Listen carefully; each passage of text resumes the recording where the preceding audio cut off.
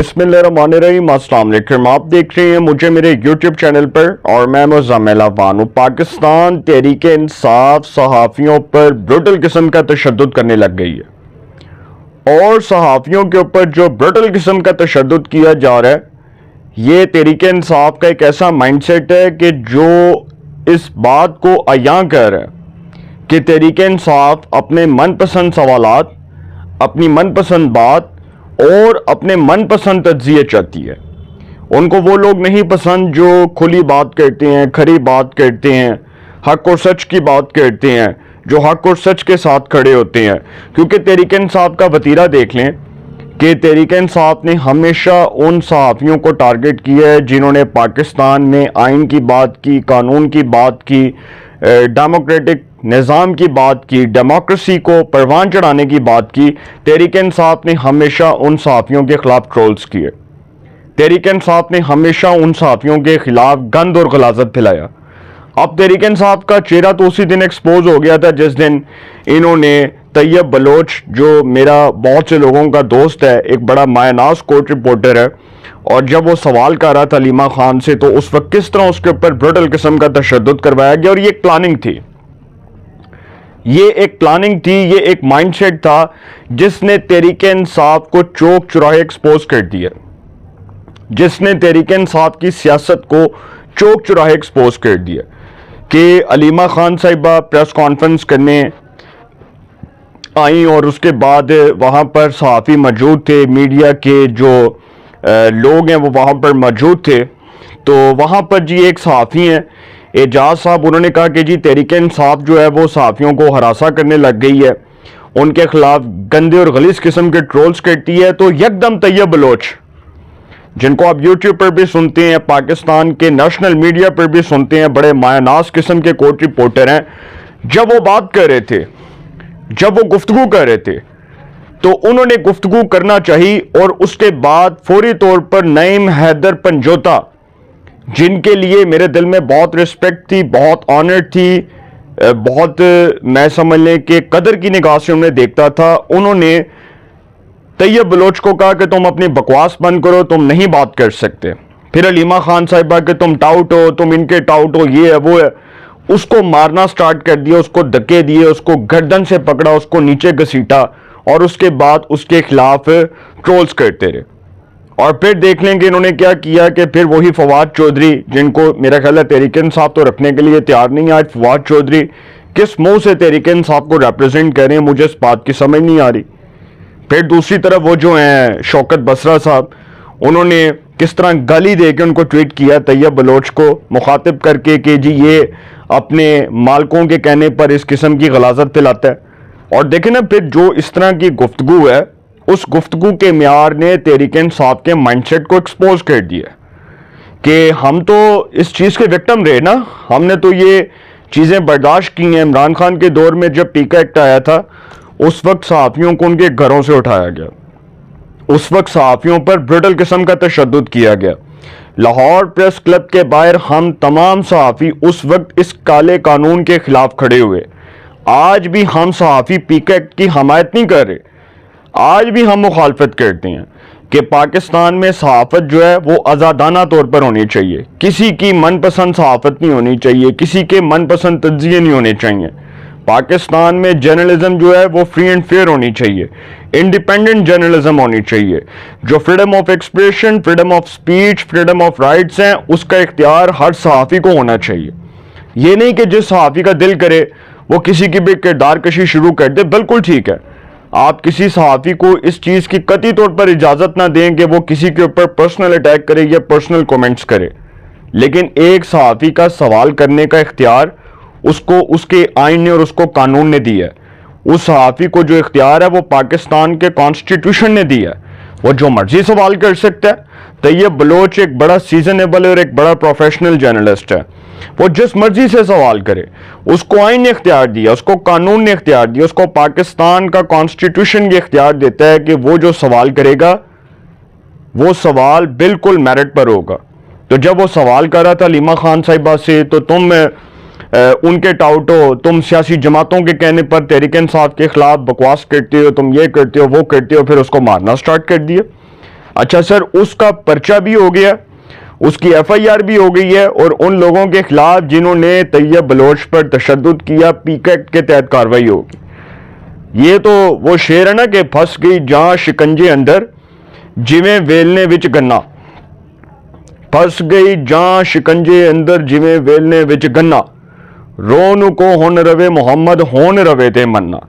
جنہوں نے طیب بلوچ پر تشدد کیا انہوں نے ماضی میں پاکستان کے نیشنل میڈیا کے بڑے پرومیننٹ اینکرز کو افیئر کروایا، نصرت جاوید صاحب کو، امتیاز عالم صاحب کو، طلعت حسین صاحب کو، حامد میر صاحب کو، اس کے بعد مطیع اللہ جان کو، بہت سے پرومیننٹ جو اینکرز تھے وہ اس کا وکٹم، وہ اس کا شکار ہوئے، اور ہم بھی وہ لوگ تھے جن کو باقاعدہ طور پر یہ کہا گیا کہ جی نہیں، آپ نے اس وقت چونکہ جو صحافت تھی وہ کہاں سے کنٹرول ہوتی تھی؟ جنرل فیض کے ذریعے، اور یہ بھی ایک وقت میں کہانی کھلے گی کہ بریگیڈیئر رامے، جنرل فیض اور ایک جو باہر کے ملک میں بیٹھے ہیں، وہ جو ٹانگ پہ ٹانگ رکھ کے بیٹھتے ہیں اور اپنے آپ کو وہ تجزیہ نگار کہتے ہیں، انہوں نے ایک چینل کھولا، اور اس کے بعد کس طرح سے وہ لوٹ مار کا بازار گرم ہوا، کس طرح لوگوں کو بیچاروں کو چونا لگا، کس طرح ان کے پیسے کھائے گئے۔ تو سر یہ ساری چیزیں آن دا ریکارڈ موجود ہیں۔ طیب بلوچ کے ساتھ جو ہونے والا ظلم ہے، زیادتی ہے، اس کے خلاف پوری صحافتی برادری یکجا ہے۔ P F U J, Pakistan Federal Union of Journalists, اس کے بعد جتنی صحافتی تنظیمیں ہیں، جتنی بھی صحافتی تنظیمیں ہیں، وہ سب یکجا ہیں کہ کسی صحافی کی عزت پر اور اس کی حرمت پر اگر بات آئے گی تو اس کو قطعی طور پر برداشت نہیں کیا جائے گا۔ کسی صحافی کو اگر تشدد کا، بروٹل قسم کے تشدد کا نشانہ بنایا جائے گا تو پھر قانون اپنا راستہ خود اختیار کرے گا، قانون خود اپنا راستہ اختیار کرے گا، اور پھر قانون کے مطابق ان عناصر کے خلاف کارروائی ہوگی جنہوں نے قانون کو وائلیٹ کیا، اس کو اپنے ہاتھ میں لیا۔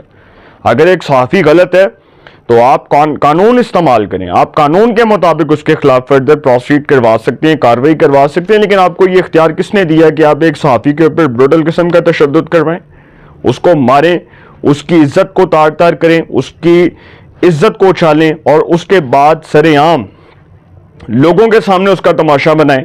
تو سر جو طیب بلوچ کے ساتھ ہوا ہے اس کو ہم تمام صحافی کنڈیم کرتے ہیں، کھلے الفاظ میں اس کی مذمت کرتے ہیں، دل سے مذمت کرتے ہیں، اور ہم جتنے بھی صحافی ہیں وہ اس کے خلاف ایک اور اپلیکیشن فائل کر رہے ہیں سپریم کورٹ آف پاکستان میں، اور عدالت عظمیٰ میں ہم یہ درخواست دائر کریں گے کہ وہ عناصر جن کے ہاتھوں پاکستان کی صحافت یرغمال ہو رہی ہے، جو اس قسم کے بھونڈے اقدامات کرتے ہیں، ان کو فی الفور قانون کے کٹہرے میں کھڑا کر کے سزائیں دی جائیں، اور قانون اپنا راستہ خود اختیار کرے گا۔ دوسری خبر جو بڑی امپورٹنٹ ہے وہ سر سپریم کورٹ کے 4 ججز جنہوں نے فل کورٹ اجلاس میں شرکت سے انکار کر دیا اور وہ نہیں آئے، وہ 4 ججز آنریبل ججز جسٹس منصور علی شاہ، جسٹس منیب اختر، جسٹس اطہر من اللہ اور جسٹس عائشہ ملک، یہ 4 ججز جو ہیں انہوں نے اس وقت نئے عدالتی سال کے موقع پر جب جوڈیشل کانفرنس ہوتی ہے تو اس میں انہوں نے شرکت نہیں کی۔ اب یہ خبر بڑی امپورٹنٹ ہے کہ نئے عدالتی سال کے موقع پر فل کورٹ اجلاس ہوتا ہے، جوڈیشل کانفرنس ہوتی ہے، جوڈیشل کانفرنس ہوتی ہے، منصور علی شاہ صاحب، منیب اختر صاحب، اطہر من اللہ اور عائشہ ملک صاحبہ، یہ 4 ججز نے 1 بجے ہونے والی فل کورٹ میٹنگ میں شرکت نہیں کی، اس لیے کہ جی فل کورٹ کے رولز کہ جی سپریم کورٹ کے رولز فل کورٹ میں نہیں لگائے گئے۔ پہلا تو یہ ان کا تھا پوائنٹ، اور دوسرا سرکولیشن کے ذریعے منظور کر کے یہ بھی کہا گیا کہ جی دوسرا اعتراض جو ہے وہ 26ویں آئینی ترمیم فل کورٹ کے سامنے لگائیں۔ اچھا، وہ جو 26ویں آئینی ترمیم کا مطالبہ ہے وہ بھی انہوں نے رکھ دیا ہے کہ وہ بھی فل کورٹ کے سامنے لگائیں کہ فل کورٹ اس کی ہیئرنگ کرے۔ اب یہ خبر بڑی امپورٹنٹ ہے، اور یہ 4 ججز نے chief justice of Pakistan justice Yahya Afridi کو خط لکھا ہے۔ بظاہر انہوں نے اپنے چیف جسٹس پر عدم اعتماد کر دیا، مطلب یہ کہ انہوں نے اپنے چیف جسٹس کو کہہ دیا کہ جی ہمیں آپ پر نو کانفیڈنس ہے، عدم اعتماد ہے۔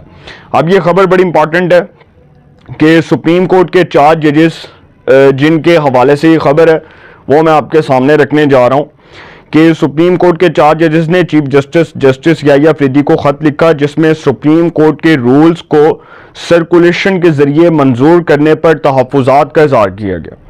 خط لکھنے والے 4 ججز نے فل کورٹ اجلاس میں شرکت نہیں کی۔ خبر کے مطابق سپریم کورٹ رولز 2025 اجتماعی مشاورت کے بغیر نوٹیفائی ہوئے. چاروں ججز نے خط میں یہ سوال اٹھایا کہ جب فل کورٹ کے ذریعے رولز کی منظوری ضروری نہیں تھی تو رولز میں ترمیم کے لیے فل کورٹ کیوں بلایا گیا.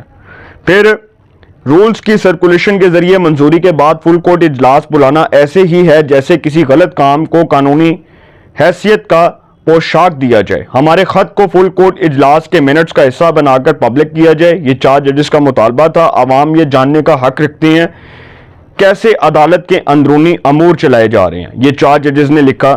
جسٹس منصور، جسٹس منیب، جسٹس عائشہ، جسٹس اطہر من اللہ نے فل کورٹ میں شرکت نہیں کی. تاہم چاروں ججز نے 2 صفحات پر مشتمل خط چیف جسٹس کے نام تحریر کیا. خط کی نقول سپریم کورٹ کے تمام ججز اور رجسٹرار سپریم کورٹ کو ارسال کی گئی. خط کے متن کے مطابق عوامی اعتماد ہی عدالت کی اصل بنیاد ہے. سر رہتے سانوں بھی پتہ اپنی بحث عوام کے سامنے لا کر ہی اعتماد کو مضبوط کیا جا سکتا ہے. ورکنگ پیپرز میں تضاد، ایک طرف کمیٹی کے ذریعے نفاذ کی بات، دوسری طرف کہا گیا کہ قواعد پہلے ہی نوٹیفائی ہو چکے. چیف جسٹس نے 12 اگست کو ججوں کو بتایا کہ رولز سرکولیشن کے ذریعے منظور اور 9 اگست کو گزٹ میں شائع ہو چکے ہیں. اس کے باوجود مزید ترامیم کے لیے تجاویز طلب کی گئیں اور فل کورٹ اجلاس بلایا گیا. خط میں کہا گیا کہ قانونی برادری کی ابتدائی رائے کمیٹی کو ملی مگر ابھی تک غور نہیں کیا گیا. Supreme court rules full court کے سامنے پیش نہیں کیے گئے اور نہ ہی فل کورٹ نے انہیں منظور کیا. اب یہاں پر یہ لکھا ہے کہ چیف جسٹس اکیلے سرکولیشن کے ذریعے قواعد منظور نہیں کر سکتے تھے. موجودہ رولز سبسٹینٹیو اور پروسیجرل دونوں اعتبار سے غیر قانونی ہے. ایجنڈے میں رول 1(4) کا حوالہ بلا وجہ دیا گیا. خط میں کہا گیا کہ فل کورٹ کا اجلاس نہ صرف حیران کن بلکہ غلط مقصد کے لیے بلایا گیا. خط میں کہا گیا کہ یہ کھلی بحث کے بعد ہی قواعد کی منظوری دی جانی چاہیے. اب خط میں لکھا ہے کہ فل کورٹ کی میٹنگ کے منٹس عوام کے سامنے لائے جائیں. شفافیت ہی آئینی اداروں کی قانونی حیثیت کی بنیاد ہے. عوامی اعتماد ہی عدالت کی اصل بنیاد ہے. اپنی بحث عوام کے سامنے لا کر ہی اعتماد کو مضبوط کیا جا سکتا ہے. یہ 4 ججز نے چیف جسٹس کے سامنے جو خط لکھا ہے اس میں انہوں نے یہ اعتراضات اٹھا دی ہیں. اچھا، اب سوال یہ ہے کہ جو 26ویں آئینی ترمیم ہے اگر وہ نہ آتی تو میرا خیال ہے یہ جو جوڈیشل انجینئرنگ تھی یہ پولیٹیکل انجینئرنگ کے ساتھ ساتھ چلتی رہتی. کیونکہ سر ماضی میں جو عدالتوں کا رول رہا with a very due respect, انہی عدالتوں سے یہ جسٹس نسیم حسن شاہ، جسٹس ثاقب نثار، آصف سعید کھوسہ، افتخار چودھری، عمر عطا بندیال، یہ جتنے ہم نے ہیرے تلاش کیے تھے پھر بعد میں جوڈیشری میں لائے ہم لوگ، اس کا خمیازہ سر ہم نے بہت دیر تک بھگتا. اور پھر آپ دیکھ لیں کہ پاکستان کے منتخب وزرائے اعظموں کے خلاف جو فیصلے آتے رہے اس میں ماشاءاللہ ان ہیروں کا کیا کردار تھا. اور پھر پاکستان کے ایک منتخب وزیر اعظم کو جس کو تختہ دار پر لٹکایا گیا، اس حوالے سے آنریبل جج of the supreme court justice Athar Minallah متعدد کانفرنسز میں یہ بات کر چکے ہیں کہ سپریم کورٹ بھٹو کے کیس میں استعمال ہوئی. خود انہوں نے اعتراف کیا بطور جج سپریم کورٹ، ایک آنریبل جج کہہ رہے ہیں. تو سر وقت آ گیا ہے کہ عدالتی ریفارمز جو پارلیمنٹ کا بنیادی حق ہے وہ مزید عدالتی ریفارمز ہونی چاہیے اور وقت کے ساتھ ساتھ یہ چیزیں ٹھیک ہو جائیں گی. وقت کے ساتھ ساتھ چیزیں جو ہیں وہ مزید بہتر ہو جائیں گی. چیزیں اپنے ٹریک پر چل رہی ہیں. تو میرے خیال میں سر 26ویں آئینی ترمیم نے ان تمام ہیروں کا راستہ بند کر دیا جو پولیٹیکل انجینئرنگ کے ذریعے پاکستان کے منتخب وزرائے اعظموں کو اور منتخب حکومتوں کو سازشوں کے ذریعے گھر بھیجتے تھے. اپنی رائے کا کومنٹس میں ضرور اظہار کیجئے گا. انشاءاللہ ایک نئے سیگمنٹ کے ساتھ پہ ملاقات ہوگی. آپ اپنا بہت خیال رکھیے گا. اللہ نگہبان.